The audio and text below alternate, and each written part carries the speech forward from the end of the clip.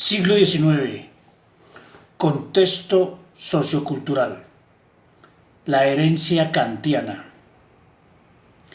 Inspirados en algunos elementos kantianos o abandono definitivo de la explicación de la realidad, aparecen las corrientes filosóficas propias de este siglo: el idealismo, el positivismo, el materialismo y el romanticismo.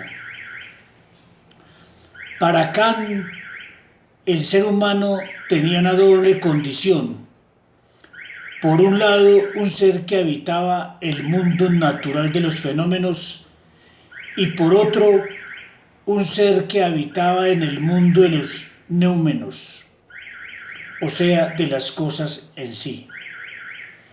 El conocimiento humano era un conocimiento que se restringía al campo de los fenómenos, mientras que la realidad en sí misma era desconocida. Dicho conocimiento provenía de dos fuentes: del material en bruto de las sensaciones y de las formas a priori del entendimiento. El idealismo de Kant consistió en afirmar que la realidad, tal como la conocemos y experimentamos, dependía de condiciones subjetivas a priori. Toma importancia el yo o la conciencia dentro del conocimiento, pues la realidad era una realidad estructurada por el sujeto. El yo era el fundamento de la realidad. El yo trascendía del mundo de los fenómenos al reino nouménico de la libertad, el cual hallaba su plena realización en la moralidad y en la religión. El idealismo alemán surgió de esta interpretación aún metafísica de la filosofía de Kant, donde se privilegia la actividad creadora del yo y el desarrollo histórico de la libertad. El positivismo y el materialismo surgieron como consecuencia de un énfasis sobre el pensamiento antimetafísico de Kant. Para Kant, la metafísica no era ciencia y el único conocimiento posible era el conocimiento de los fenómenos. El romanticismo surgió como un rechazo frontal a la filosofía kantiana, porque el romanticismo fue una filosofía irracional al echar mano de elementos ligados al sentimiento, en tanto la filosofía de Kant era racional y propia de la Ilustración. El auge del capitalismo y la revolución industrial. Ambos procesos se implicaban de manera orgánica. Al incrementarse la producción industrial, se acumula riqueza, se transforma los medios de producción y de la artesanía, se pasó a las fábricas con grandes máquinas. Aparece el ferrocarril y la navegación a vapor, se favorece el comercio de bienes y materias primas, se forman grandes poblaciones de trabajadores y crecen las ciudades. La libertad económica. Ninguna restricción política era posible al regir la oferta y la demanda en los precios. Al darse el libre cambio, las clases sociales se polarizan, ricos y pobres. Se imposibilita una clase media. La burguesía se enriquece y el trabajador se empobrece. Hay libre contratación. El trabajador acepta o no, pero no discute. La teoría de la evolución. En 1859, Darwin publicó El origen de las especies en contra del creacionismo. Dios creó todo. Darwin quiere demostrar que los seres vivos que actualmente existen y otros ya extintos evolucionaron de forma gradual a lo largo del tiempo a partir de organismos más simples. El nuevo lugar del hombre en la naturaleza. Copérnico había demostrado que la Tierra no era el centro del universo, y Darwin que el hombre no era el centro de la creación. El hombre es un ser evolucionado, no una creación. La diferencia entre el hombre y el animal es de grado. El surgimiento del gnosticismo. Para muchos, Darwin destruye la creencia en Dios y en la inmortalidad del alma. Thomas Huxley, llamado el Bulldog de Darwin, crea el gnosticismo, que significó no tanto un credo, sino un método que consistía en seguir su propia razón en las cuestiones del intelecto y en no llegar a conclusiones que no pudieran ser demostradas. Arranca una ofensiva contra las creencias religiosas y aparecen los detractores y defensores de los textos bíblicos.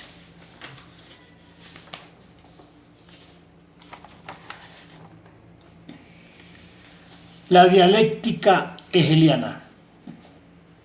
Hegel, continuador del pensamiento dialéctico.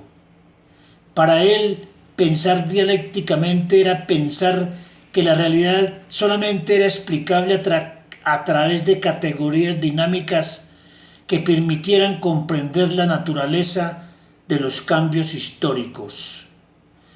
Para Hegel, el pensamiento de los hombres avanzaba dialécticamente, del mismo modo que la realidad. Toma de Kant su línea idealista, radicalizándola. Su hallazgo fundamental de este filósofo consistió en hacer ver la importancia de estudiar la naturaleza humana desde el punto de vista histórico. Para Hegel, la separación entre razón y voluntad, ser y deber ser de Kant, no interpretaba de manera correcta la verdadera naturaleza humana, pues la distinción entre estas dos facultades no se originaba en el sujeto, sino en la historia. Por ello, la historia era el lugar en donde debía superarse tal escisión. Allí el hombre podría encontrar su plena realización como ser libre. Para Hegel, la realidad era más un proceso que una realidad fija e inmutable. Se hallaba en constante cambio y proceso de transformación, y su objetivo consistía en el autorreconocimiento y en el autoconocimiento.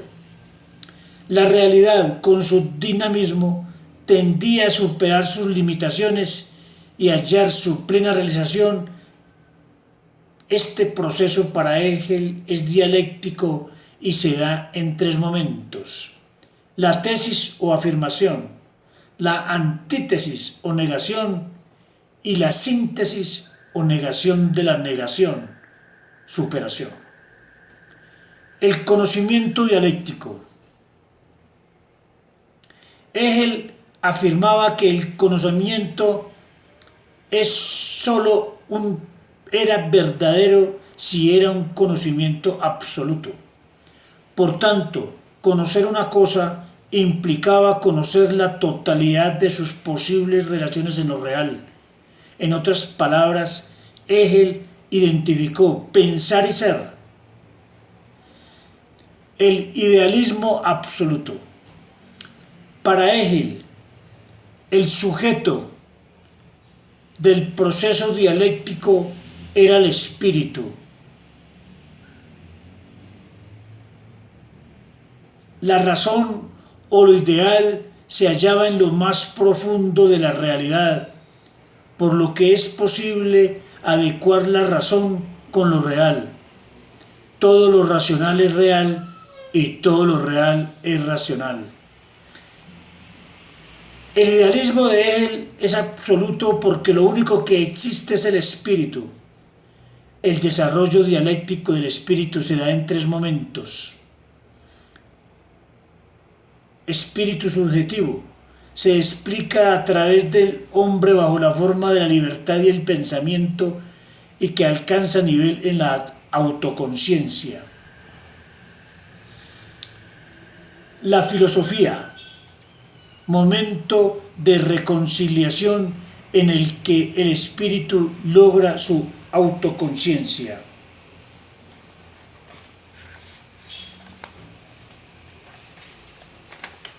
Dialéctica. Kant. La dialéctica trascendental muestra en general la incapacidad de la razón humana para llegar a una conclusión cuando afronta los problemas del alma, del mundo, de Dios. Hegel. Es dialéctico el proceso que procede por negación. Toda tesis requiere la mediación dialéctica con su antítesis para que sea posible la realización en la síntesis. Marx y Engels constituye el método científico que se debe aplicar en el estudio de la economía, la historia y demás ciencias sociales. Otra parte de la filosofía que trata del raciocinio y de sus leyes, normas y modos de expresión. Materialismo. Escuelas y sistemas filosóficos que defienden la primacía de la materia en la explicación de la realidad.